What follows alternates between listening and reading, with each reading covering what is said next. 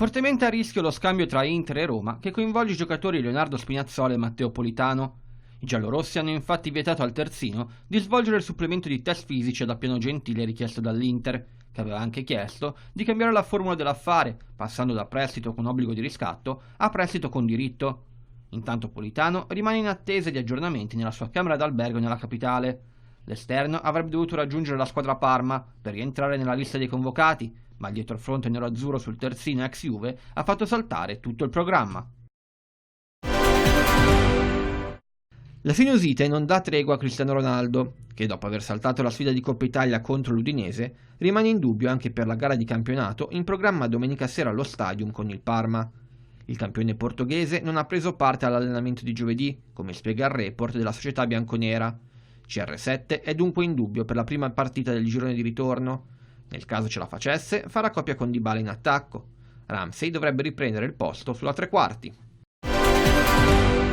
Non sarà facile vedere Vidal all'Inter, il cileno del Barcellona infatti dovrebbe restare in blaugrana, questo secondo quanto riportato dal quotidiano spagnolo Mundo Deportivo. Questa quindi la prima decisione presa dal nuovo allenatore del club catalano, Quique Setién. Il tecnico avrebbe chiesto alla dirigenza di evitare qualsiasi cessione nel mercato di gennaio.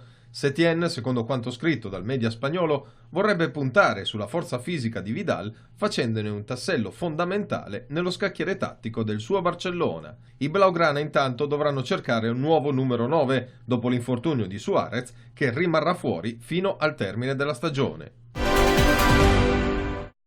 Il mondo del calcio grida allo scandalo. Secondo i rumors, infatti, la UEFA avrebbe manipolato la top 11 del 2019 pur di farci rientrare Cristiano Ronaldo. La notizia arriva dal tabloide inglese Daily Mail, che avrebbe raccolto le testimonianze di alcune fonti interne alla federazione. Secondo i testimoni, l'attaccante bianconero era stato escluso dalla classifica, in quanto la giuria popolare aveva scelto come attaccanti Lewandowski, Mané e Messi. Ma pur di inserire il fenomeno portoghese, la federazione avrebbe modificato il modulo, passando così dal 4-3-3 al 4-2-4. A farne le spese sarebbe stato N'Golo Kanté, centrocampista del Chelsea, escluso così dalla graduatoria. Immediata la risposta della UEFA. La formazione dell'anno 2019 è stata scelta sia per riflettere il voto dei tifosi, ma anche per valorizzare i risultati ottenuti in campo dai giocatori.